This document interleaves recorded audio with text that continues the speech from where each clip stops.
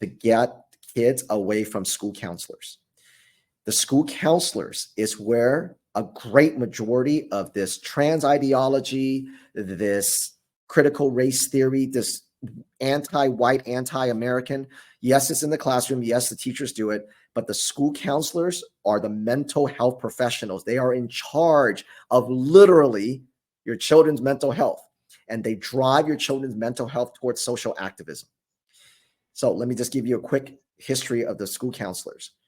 They are no longer the guidance counselors that you and I had when we were growing up. You saw that really nice old lady or that nice old man one time in 4 years, maybe twice.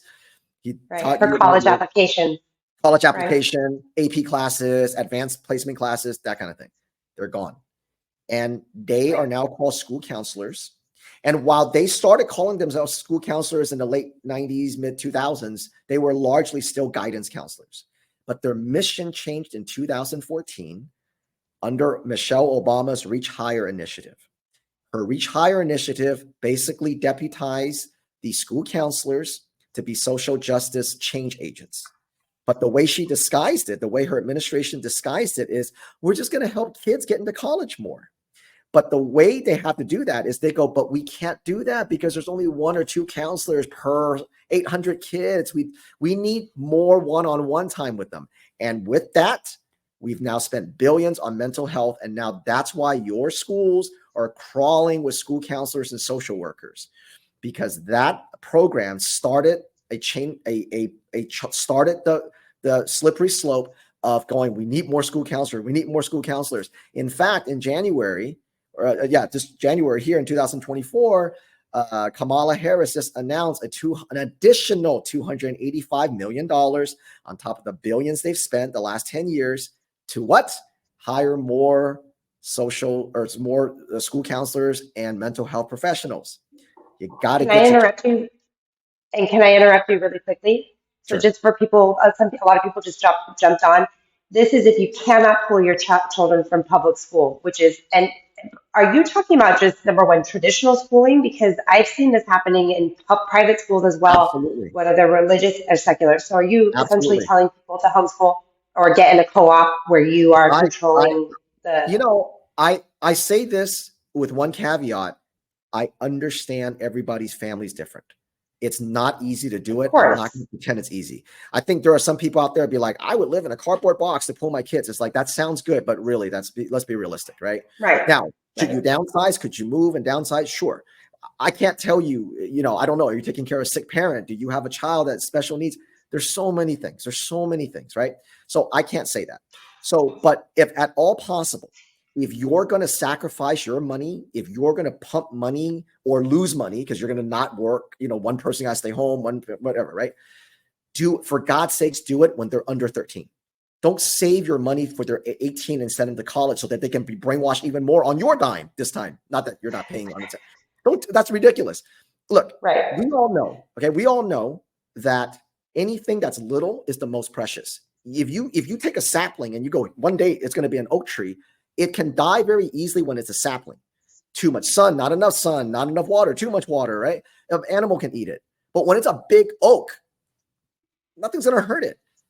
We say that when we bring the baby home. Certain so-and-so can't care, can't touch it, can't her, him, you can't do that. You got to protect. We do that to a baby. But when it comes to their for their education, we're like, just drop them off into a building. And then it is a ridiculous notion that we drop kids off at a building and say, you teach them. You, a stranger that don't know, she hasn't gone through the teething and the throwing up and staying up all night and knowing your child. It's ridiculous. So if you can at all possible, I promise you, your worst day as a homeschool parent, a homeschool teacher, is the best day of the best teacher in government public schools. Because nobody can love your child and know your child better than you. You will figure it out. But if you can't do it, or you can't do it yet, there's a lot of yet. There's some families that go, man, our whole we moved here. We've worked really hard to live in a nice place, but it's in this. Yes, it's everywhere. Even if you live in a very nice suburb. If it's not yet, then you still need to do what I'm saying, right? You still got to protect your kids until you can get them out. So the surveys, school counselors, here's how you opt out. Easy. courageisahabit.org, click on school counselors. So you got two tabs. You got the SEL surveys, you got the school counselors. In the school counselors, we have a bunch of tools called behind closed doors. We painstakingly expose the school counselors for you. We have to go to their seminars. We got to go to their conferences. We even have to take their damn certification training. I hate giving those people money, but we had to do it so that we can show you what they're doing. We expose them for you. At the end, there's an opt-out form. Make sure your children don't have any access to mental health professionals in schools. It's ridiculous. When you send them to a dentist or you take them to the violin class, you ask your sister, your cousin, your neighbor, Facebook, you get referrals. You know what I'm talking about, right? Right, You ask right. everybody. With strangers. Yeah. Right. So you can't even take your child to a violin class or a swim class without vetting them and reading reviews and going on whatever reviews app you use. But somebody at school that you've never vetted, no one's referred it, nobody, you don't know anybody that's referred you, or you've never reviewed them, they're going to talk to your kids about if they're a boy or a girl.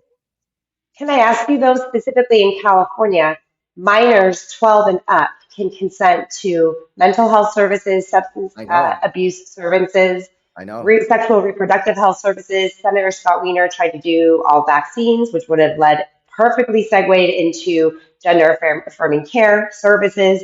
That's right. So does your opt-out forms work in California, where there is a law that establishes that children 12 years and older can consent to mental health services without their parents' knowledge and consent? And I hope that everybody in California knows that and goes to factslawtruthjustice.com, our resources tab, or you could just simply Google it, minors, consent, mental health, whatever. And there's a chart. There's a youth law center chart that shows you all the laws, when they activate, when they trigger, how to opt in, how to opt out. And I have the opposite for you at factslawtruthjustice.com. If you're asking by the letter of the law, no, they can override you as a parent. And that's where we've all been asleep at the wheel, haven't we? Most people go, how did that get passed? You got passed because you weren't paying attention, and you can't roll that back. But I will say this, the answer, if you're in like California, like Illinois, they're just looking at this bill. That's a horrible transgender affirm or else. They're fining parents up to $25,000 and up to 15 years in prison if you don't consent to transgender surgeries, right? So, so for the parents who live in this is all 50 states, but for those of you who are in states where it's really against you, and again, all 50 states do it. I want to be very clear here, Nicole. I want to be very clear. I don't want anyone rolling their eyes. Oh, she's in California. No, it's true. It's in every state. The school counselors, the American School Counselors Association, ASCA, okay, the American School Counselors Association is an organization that trains all the counselors, or the great majority of it. They're all trained to keep secrets from their parents, whether your state allows it or not. So it's easy to say, well, California allows it, so nothing I can do. Your state doesn't allow it, they still do it. So you still have to fight. So besides go ahead. Besides the opt-out, the one thing that you can do is you have to teach your child to protect themselves. So that's what I was going to say. We always have control of what happens within the four walls of our home. Your children's mind right here between their ears, that's your baby. Okay. That's your baby. That's your child. You gave him life. You gave her life. And when all these child abusing mental midget narcissists, woke white women, counselors, teachers, when all these non-binary mental midgets are gone, you're going to have to